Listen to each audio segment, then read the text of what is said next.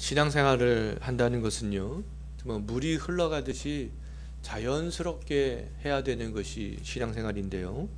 그런데 믿음이 우리가 연약할 때나 은혜가 충만하지 못할 때는 신앙생활하는 것들이 굉장히 부자연스럽게 생각될 때가 있습니다. 또 하나님께서 말씀하신 그런 명령과 규례가 나를 자유케 하는 것이 아니라 나를 올가매는 족쇄처럼 그렇게 생각되기도 하잖아요.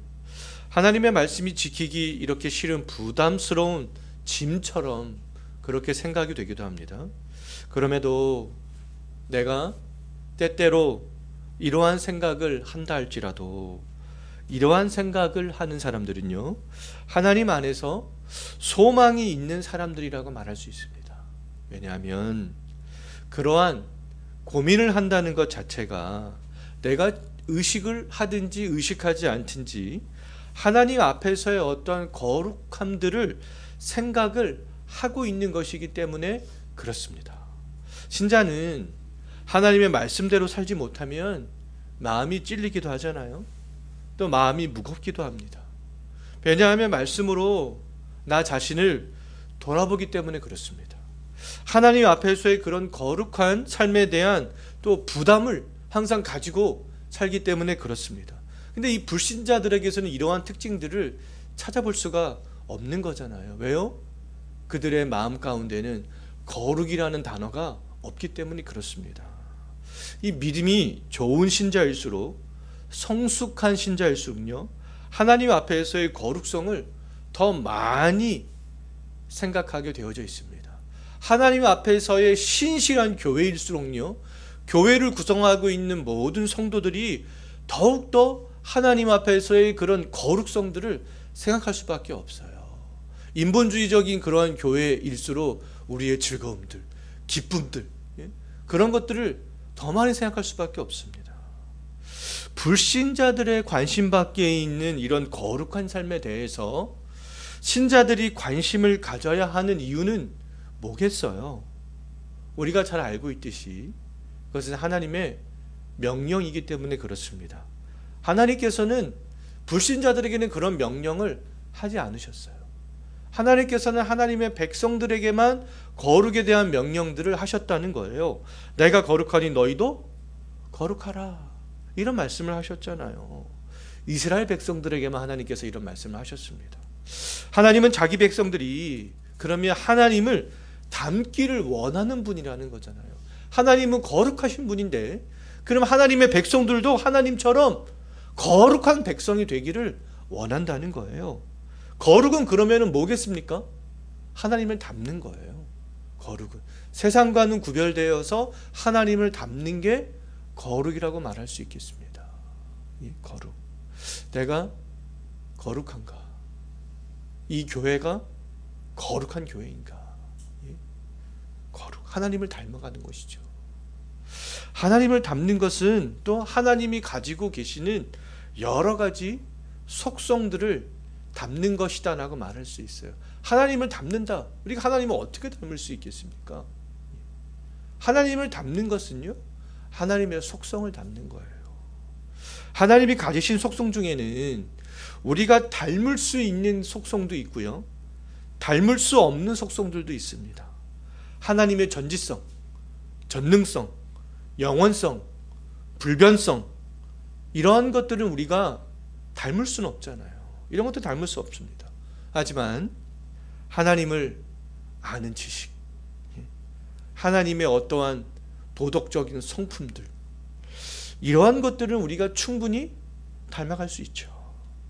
그럼 거룩한 사람일수록 전인격적으로 하나님을 아는 지식들이 어떻겠습니까?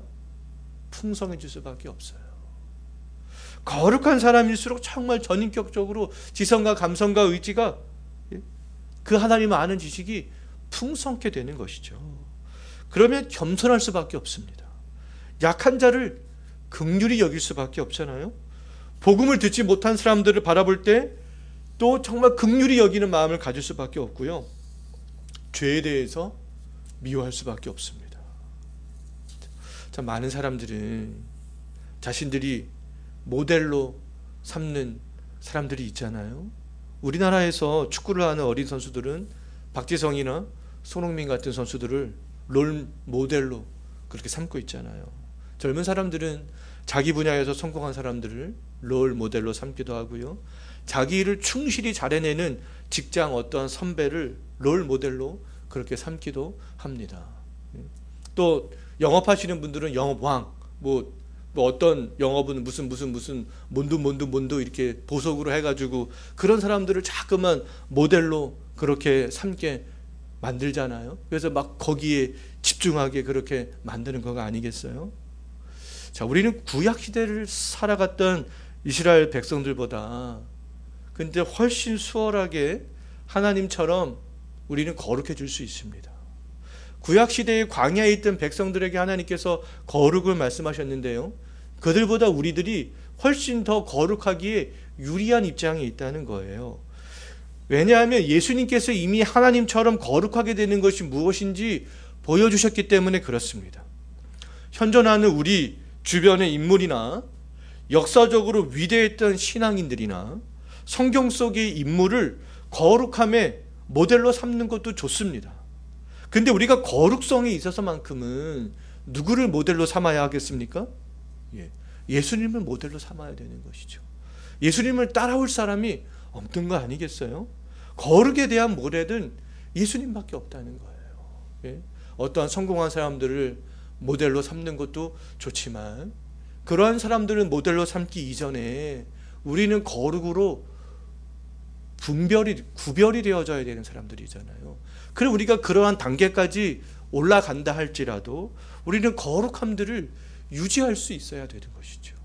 우리의 우선순위가 뭔지를 기억을 해야 될 필요가 있다는 것입니다. 하나님이 우리에게 원하시는 그런 거룩성들은 끝이 있을까요? 없을까요? 끝이 없다는 거예요. 끝이 없습니다. 하나님께서 원하시는 거룩성은 어디까지예요? 내가 거룩하니 너희도 거룩하라 라고 말씀하셨다면 하나님이 원하시는 거룩성은요, 하나님처럼 되기까지 원하신다는 거예요. 우리가 천국에 가면은 어떤 일들을 하겠습니까? 천국에 가서도 우리가 더욱더 하나님을 아는 지식들이 풍성하게 되어지는 거예요. 더욱더 거룩하게 되어지는 것입니다. 하나님은 자기 백성들에게 내가 거룩하니 너희도 거룩하라 이렇게 말씀하셨는데 그 우리가 거룩의 기준은 누구라는 겁니까? 하나님이라는 거예요. 거룩의 기준은 하나님이다. 거룩성에 있어서 우리가 모델로 삼아야 하는 분은 그럼 예수님이라는 겁니다. 예수님을 하나님을 아는 지식과 신앙적이고 도덕적인 성품이 하나님처럼 충만하신 분이었잖아요. 이 땅에 인간의 몸을 입고 오신 예수님이요. 그럼 예수님이 이렇게 하나님을 완벽하게 닮을 수 있었던 것, 하나님처럼 거룩하게 될 수 있었던 그 원인은, 그 이유는 요한복음 10장 30절 말씀을 보면 나와 있는데요. 하나님과 예수님은 하나이다 이렇게 말씀을 하고 있습니다. 하나님과 예수님은 한 분이기 때문에 예수님께서 이 땅에 인간의 몸을 입고 오셨지만 충분히 그 하나님처럼 신성을 드러낼 수 있었다는 거예요. 이 땅에 인간의 몸으로 오신 예수님께서는 죽기까지 하나님께 순종하셨습니다. 하나님께서 기뻐하시는 일만 하셨어요. 이 땅에 오신 예수님은 신성을 가지고 계셨지만 다른 한편으로 우리와 똑같은 인성을 가지신 분이라는 거잖아요. 근데 우리와 똑같은 인간이었지만 하나님께 죽기까지 순종하셨고 하나님께서 기뻐하시는 일만 하셨다는 거예요. 어떤 분들은 우리가 그러면 하나님을 닮아가는 것은 불가능한 것이 아니겠는가? 하나님과 예수님은 하나이라면서요. 신성과 인성을 가지셨다면서요. 그러니까 예수님이 그런 분이기 때문에 하나님을 닮아갈 수 있었던 것이 아니겠습니까? 하나님처럼 그렇게 거룩하게 된 것이 아니었겠어요? 이렇게 생각을 하는 분들이 있습니다. 근데 예수님이 하나님을 닮아갈 수 있었던 것은 하나님과 물론 하나 되시는 분이셨기 때문에 가능했던 것이지만 우리들은 죄 때문에 하나님처럼 또 거룩하게 되는 것은 불가능한 것으로 생각하는 것도 잘못된 것입니다. 그렇게 생각하는 것도 잘못된 거예요. 왜요? 성경은 분명히 그렇게 말하고 있지 않기 때문에 그렇습니다. 오늘 우리가 읽은 요한복음 15장 5절 말씀을 보게 되면 우리도 예수님처럼 거룩하게 될 수 있는 그런 방편들을 말씀하고 있어요. 우리가 잘 아는 그런 말씀이지만 예수님과 우리와의 관계를 포도나무와 가지로 그렇게 비유하고 있잖아요. 하나님과 예수님이 하나이듯이 우리들은 가지로서 예수님께 붙어 있으며 하나님처럼 우리가 어떻게 될 수 있다는 겁니까? 거룩함들을 이루어 나갈 수 있게 된다는 거예요. 그것이 방법이라는 겁니다. 내가 거룩하니 너희도 거룩하라. 우리가 하나님을 어떻게 거룩해 줄 수 있겠는데요? 붙어 있는 거라는 겁니다. 우리가 예수님처럼 거룩한 삶을 살기 위해서 반드시 필요한 것은 예수님과의 연합이라는 거예요. 연합, 하나됨. 하나님과 예수님이 하나 된 것처럼 포도나무 가지가 포도나무에 붙어 있어야 열매를 맺듯이 우리가 거룩의 열매를 맺을 수 있는 방편은 예수님께 항상 붙어 있을 때 가능하다는 겁니다. 우리들이 연합됨으로 예수님과 하나 될 수 있다는 거예요. 거룩함들을 이루어갈 수 있다는 거예요. 그럼 예수님과의 연합의 정도에 따라서 거룩의 열매는 당연히 달라지겠죠. 예? 달라집니다. 어린 가지가 있고, 예? 또 세월이 흘러서 아주 단단한 가지가 있잖아요. 그 연합의 정도에 따라서 거룩의 열매들이 달라지지 않겠어요?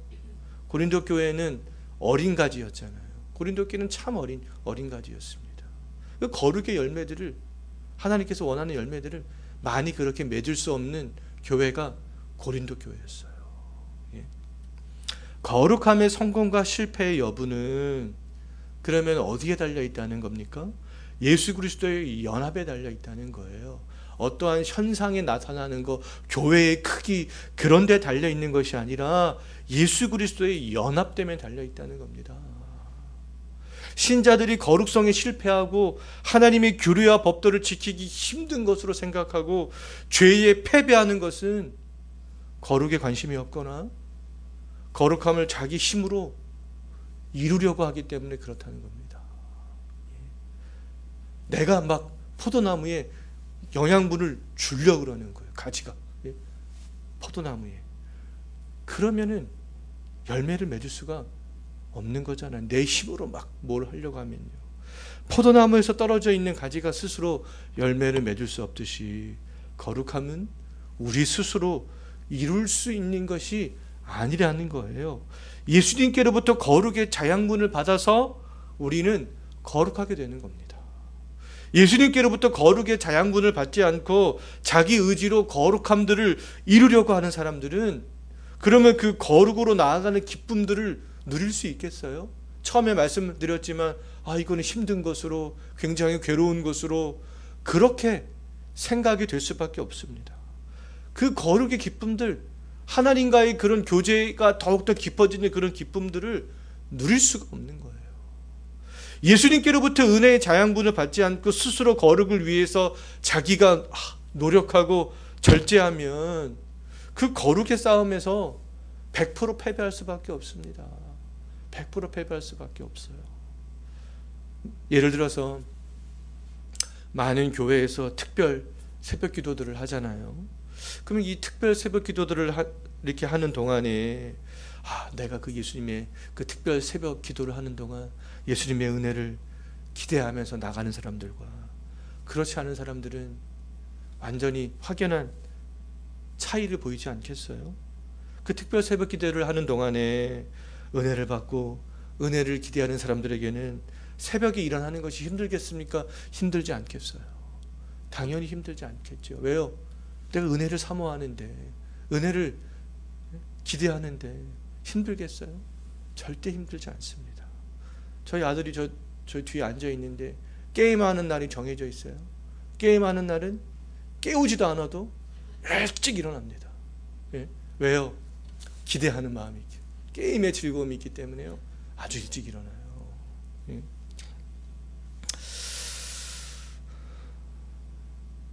그런데 어쩔 수 없이 나가는 사람들, 보이기 위해서 나가는 사람들, 교회 광고판에 출석 스티커가 붙기 때문에 그거 너무나 비어있으면 멋쩍으니까 그거 붙이기 위해서 나가는 사람들, 제가 예전에 부교육자 할 때 그런 분들 아주 많이 봤습니다. 그런 사람들에게는 이 특별 새벽 기도회 기간이 어떤 시간이 되겠어요? 족쇄죠, 족쇄. 할 수도 없고 안 할 수도 없고, 올무입니다, 올무. 기도회가 그런 하나님과 교제하고 그런 시간이 될 수가 없는 것이죠. 우리가 다른 모든 신앙생활도 다 마찬가지입니다. 우리의 본성을 이길 수 있는 것은 예수 그리스도의 은혜의 복음밖에 없잖아요. 우리가 그러면 해야 되는 일들은 주 예수 그리스도 안에 있는 거예요.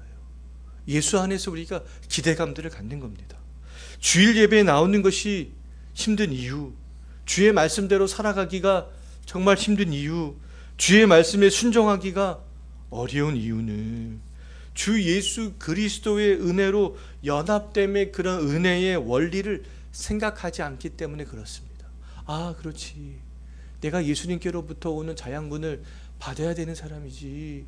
그 은혜가 있어야 내가 거룩함들을 이루어나갈 수 있지. 그런 것들을 기대하지 않고 생각하지 않기 때문이라는 거예요. 우리가 어떻게 의롭게 되었습니까? 우리의 노력으로 된 것이 아니잖아요. 은혜로 된 것이잖아요. 은혜. 예수 그리스도의 은혜 때문에. 그럼 우리가 거룩하게 되는 그런 원리는 어떻겠어요? 우리가 구원을 받은 것이, 의롭게 된 것이 은혜로 된 것이라면 우리가 거룩하게 되어지는 원리도 동일합니다. 우리의 노력으로 되어지는 것이 아니라 은혜로 되어지는 거라는 거예요. 은혜로 되는 것입니다.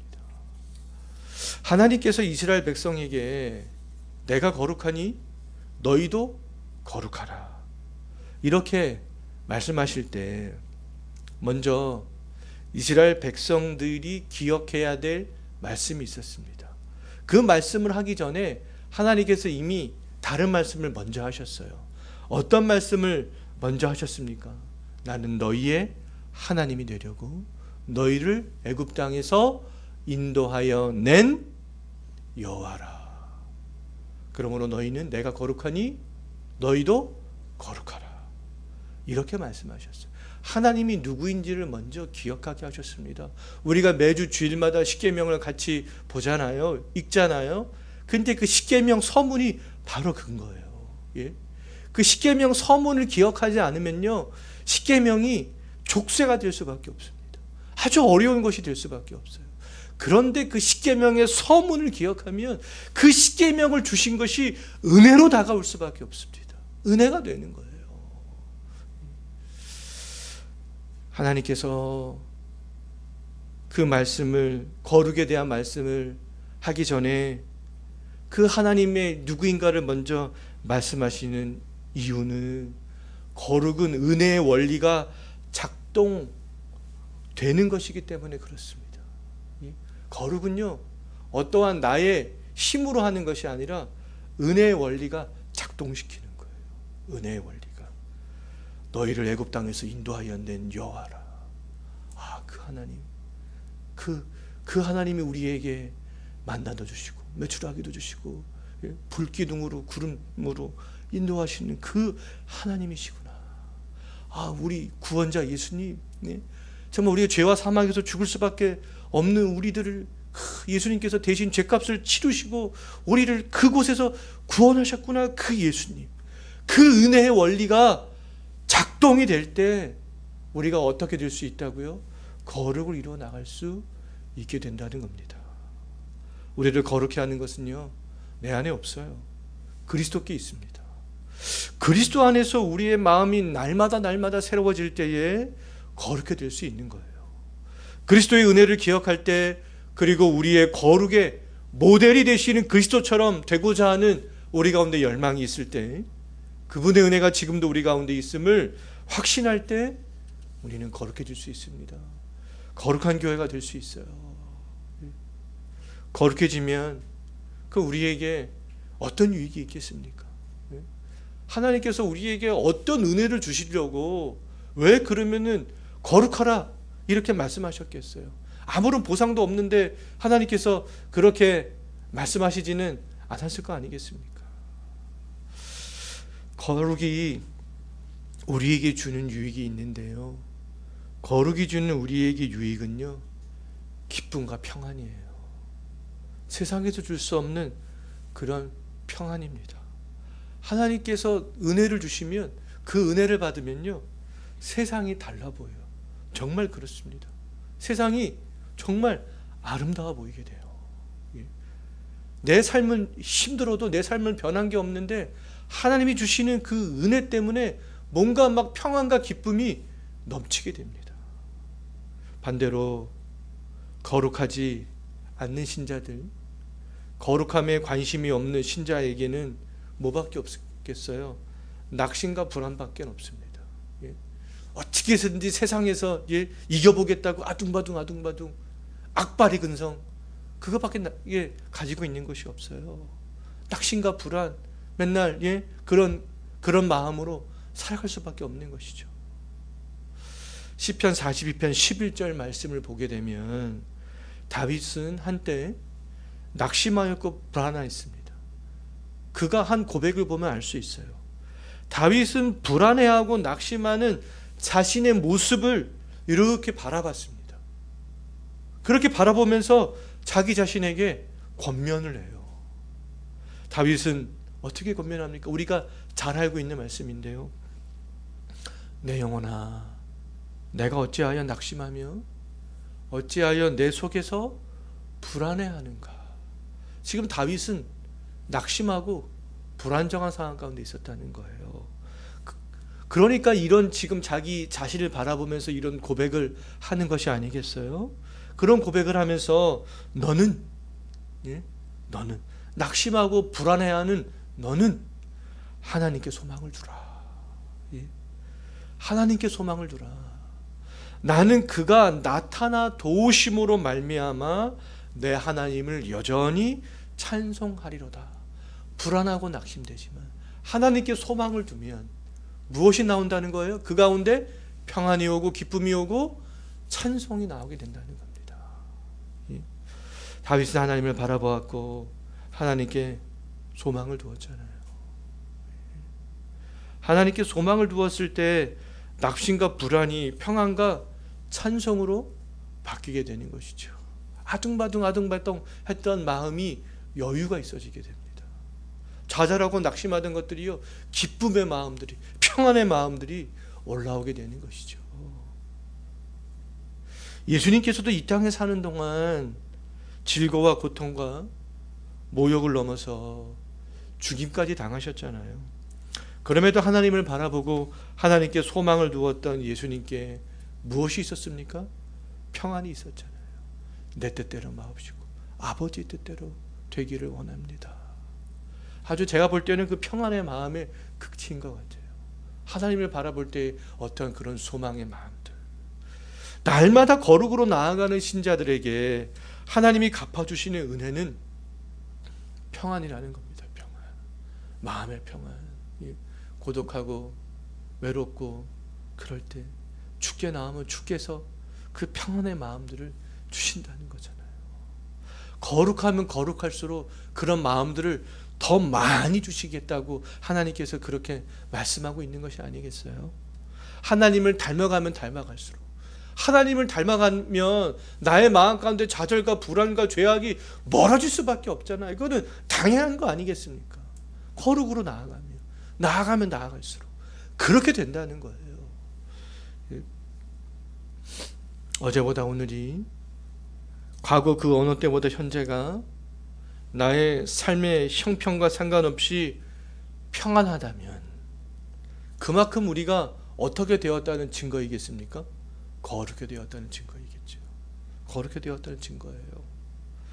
그리스도와 연합되어져 있는 그런 상태다라고 말할 수 있습니다. 우리는 어린 가지, 바람만 휙 불어도 톡 이렇게 꺾여버리는 가지가 아니라 장성한 가지, 단단한 가지, 열매를 맺을 수 있는 그런 가지의 상태에 있는 것이죠. 그런데 반대로 마음이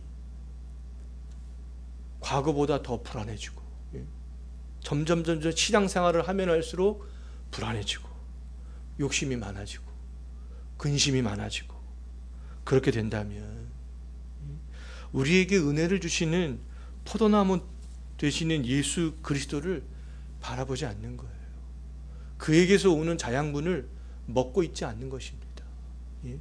우리가 그러면 더 거룩해져야 되는데 덜 거룩해지고 반대 방향으로 지금 나아가고 있는 거예요. 그러한 모습을 발견할 수 있어야 되는 것이죠.